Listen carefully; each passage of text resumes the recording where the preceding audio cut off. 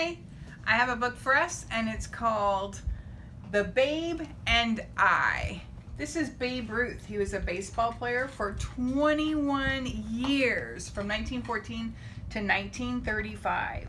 This book is written by David A. Adler and the pictures are by Terry Widener. Are you ready? For my birthday, I was hoping my parents would give me a bicycle. They only gave me a dime. I was disappointed, but not surprised.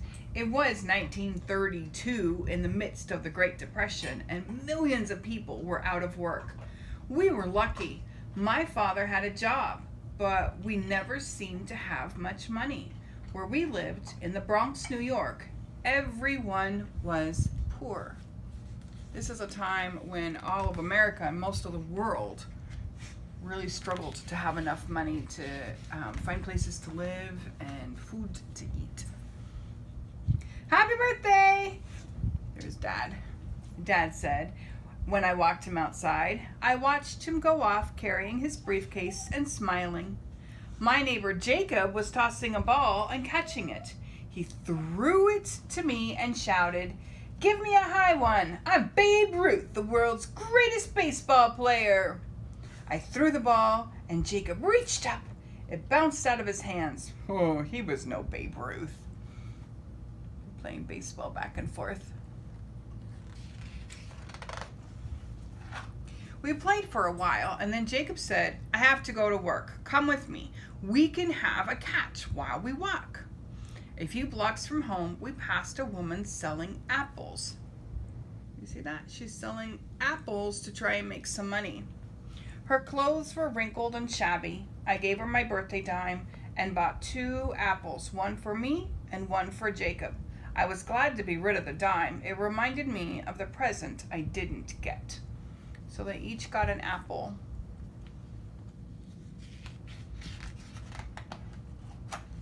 We turned onto Webster Avenue and there were more apple sellers. Near the next corner, I saw a large briefcase. I looked up and there was Dad selling apples like the others. Suddenly, I couldn't move. "Come on," said Jacob. I pointed. "Oh," he whispered, "I thought your dad had a job." "So did I, and Mom thinks so too." There's his dad. He didn't go to work in an office.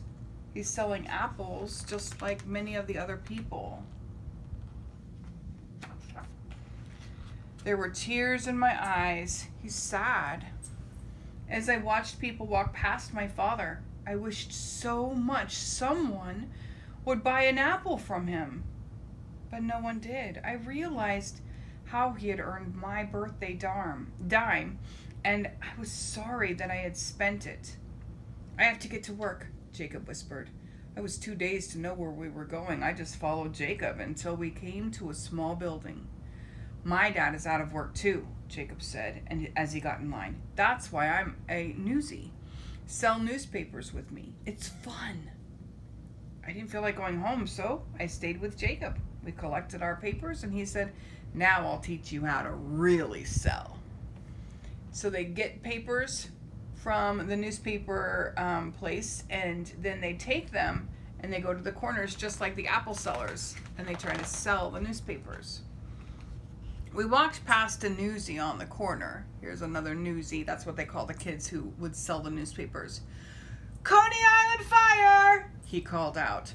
1,000 homeless! Read all about it! There were lots of people around, but I didn't see anyone buy a newspaper. He's shouting out what is written on the newspaper, the news that happened. Jacob and I passed other newsies calling out about the fire. Then we walked beyond the busy streets and apartment buildings. "Where are we going?" I asked. Jacob said, "You'll see." They're going further away.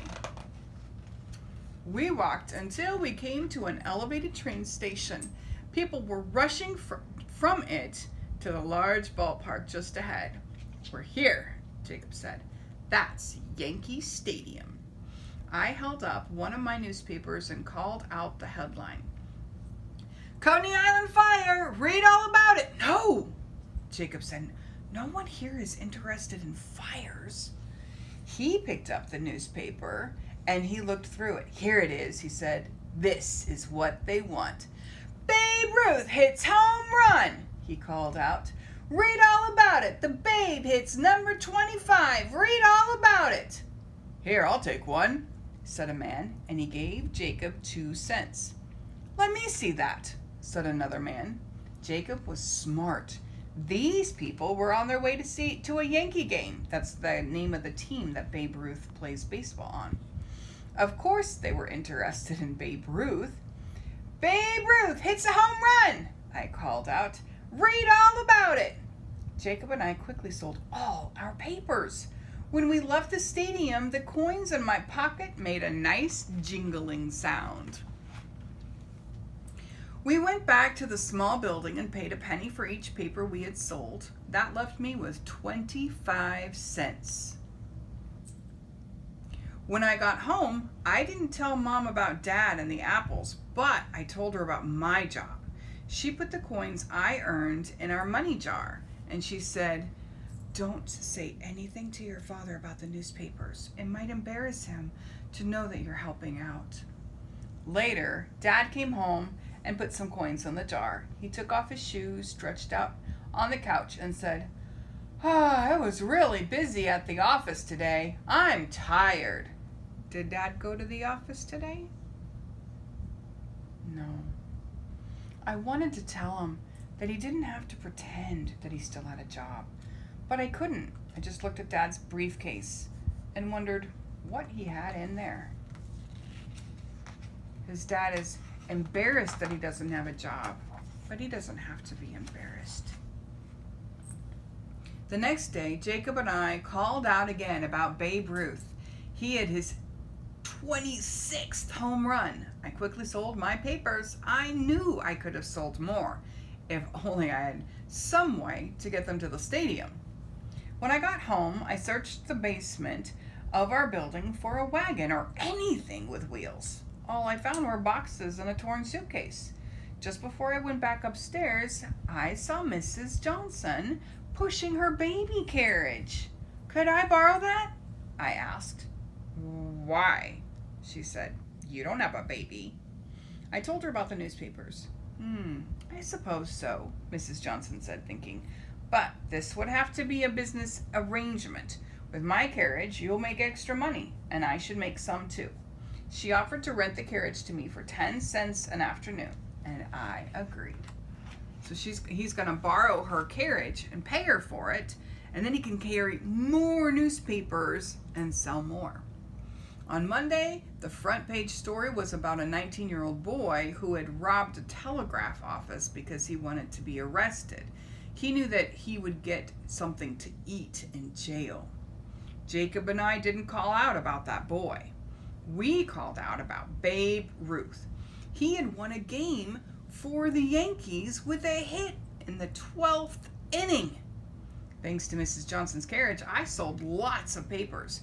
I had 80 cents to give Mom for the money jar. They're looking at all their money, pretty happy for their hard work. When Dad came home, he gave Mom a bottle of milk and a bag of apples and said, I bought the apples from an unemployed man I passed on my way home. Dad, I said, that man is not unemployed. Selling apples is a job. No, it's not, he said sharply. It's just what you do while you wait and hope for something better. He's angry because he wishes he had a job. He looked upset, and I realized how important it was for him to keep his secret. On Tuesday, Jacob and I called out, Babe Ruth collapses! Read all about it! And on Wednesday, Babe Ruth stays home! He had hurt his leg, and the doctors told him that he wouldn't be able to play for 3 weeks. That night, Dad asked me to walk with him. When we were a few blocks from home, he said, Today I saw you pushing Mrs. Johnson's baby carriage. I spoke with her and she told me about the newspapers. I'm just trying to help, Dad. I know, he said. Dad held my hand firmly. We walked quietly for a while, and then Dad asked, were you ever on Webster Avenue? Do you remember that's where the daddy was selling apples on Webster Avenue? Once. He squeezed my hand. Tears were rolling down his cheeks. I didn't tell Mom, I said. Dad didn't say anything after that. I didn't either. We just walked. The next day, Jacob and I called out, Babe Ruth sits with his fans! Read all about it! Here, kid, I'll take one. A tall man gave me a $5 bill. I'm sorry, I told him. I can't change that. That's okay, kid. Keep the change. I just looked at the money. I couldn't believe anyone would pay that much for a newspaper. Jacob ran to me. Do you know who that was? He asked. You sold a paper to Babe Ruth. In the few pictures I had seen of Babe Ruth, he was always wearing his baseball uniform. I didn't recognize him without it. Wow, I said. I just sold a newspaper to Babe Ruth. I kept one hand in my pocket holding to my Babe Ruth bill. With my other hand, I sold newspapers, and I kept looking across the street toward where Babe Ruth had gone. When all our papers were sold, I pointed to Yankee Stadium and told Jacob, I'm going over there. I needed to see Babe Ruth again. I checked the prices and realized that I could buy 2 tickets and still have plenty left for the money jar. So that's what I did. The stadium was noisy. Jacob and I walked through a short tunnel and saw a large baseball field. Babe Ruth was in the Yankee dugout with his teammates. When the game started, he stayed there. I guess his leg was still hurt. I tried to watch everything. The pitcher, the catcher, the batter, the players on the field, and Babe Ruth. Near the end of the game, with the score tied, the Yankee catcher didn't come up to bat. Out came Babe Ruth. Everyone shouted and waved. I think we cheered the loudest. He paid for my tickets, I told the man next to us. He gave me $5 so I could see the game. The man smiled. I think the Red Sox pitcher was afraid of Babe Ruth, that he would hit a home run. He purposely threw wide of the plate 4 times and walked the Babe. We cheered again as Babe slowly walked the first base. We knew he couldn't hit a home run every time, but at least Babe was back. Babe Ruth was part of the 1932 Yankees. That year they were the best team in baseball. He and I were a team too. His home runs helped me sell newspapers. As I left Yankee Stadium with the coins I had earned making that nice jingling sound in my pocket, I knew Dad and I were also a team. We were both working to get our family through hard times. I'll talk to you later. Bye.